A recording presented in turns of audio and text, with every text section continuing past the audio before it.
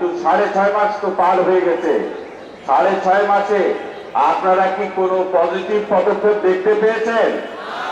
তাহলে যদি পজিটিভ পদক্ষেপ না দেখতে চান তাহলে আমাদের এখনো বলছি, আমরা কিন্তু রাস্তা থেকে হারিয়ে যাইনি, আমরা এখনো আন্দোলনে আছি। আমরা আন্দোলন করে আপনাদের কাছে নির্বাচন আদায় করব এবং যত তাড়াতাড়ি পারি আমরা আমাদের পক্ষভুক্ত কোনো নির্বাচন না, আমরা নিরপেক্ষ নির্বাচনের গ্যারান্টি চাই এবং আমরা যাতে সব এই টাকাগুলো ফেরত নিয়ে এসে আমাদের দ্রব্যমূল্য, আমাদের মানুষের জীবনযাত্রাকে সাহায্য করতে হবে। এই টাকা একটা রূপপুর প্রজেক্ট, একজন মহিলা 59,000 কোটি টাকা নিয়ে গেছেন সুইস ব্যাংকে, একটা পরিবারের একজন মহিলা, নাম বলছি না, আপনারা হয়তো সবাই জানেন।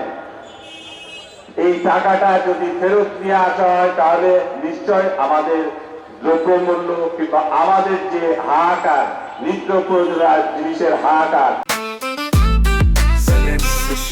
জেনেক্সে শিফট করো, লাইফকে লিফট করো, সেটা কিছুটা হলেও কমবে। সবাই ভোট দিতে পারি। সম্মানিত যে সমস্ত কিংবা তাদের এজেন্টরা লুকিয়ে আছে তাদেরকে চিহ্নিত করবেন।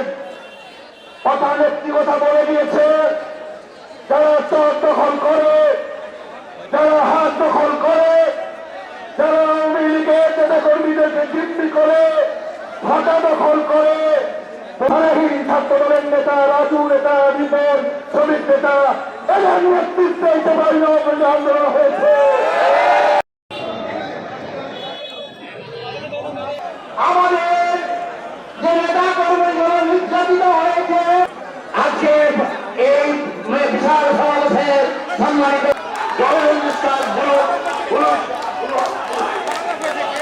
দুঃখিত, এই ফ্যাসিস্টের এখনো দেখতে পাই, এই ফ্যাসিস্টের নাম সেক্টরে সংগ্রামী সাধারণ সম্পাদিকা মাসুদা আফরোজ সুচিয়াপা আপনাদের সামনে বক্তব্য রাখবেন।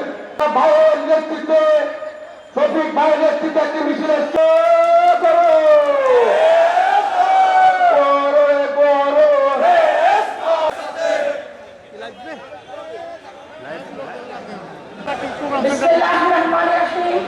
নিত্য প্রয়োজনীয় অন্যান্য বিভিন্ন নানা ষড়যন্ত্রের অপচক্রের মোকাবেলা প্রধান অতিথি, সম্মানিত অতিথি, প্রধান বক্তারা, আমাদের মহিলা দলের নেতা কর্মীর নেত্রীরা সবাই ঐক্যবদ্ধ হন।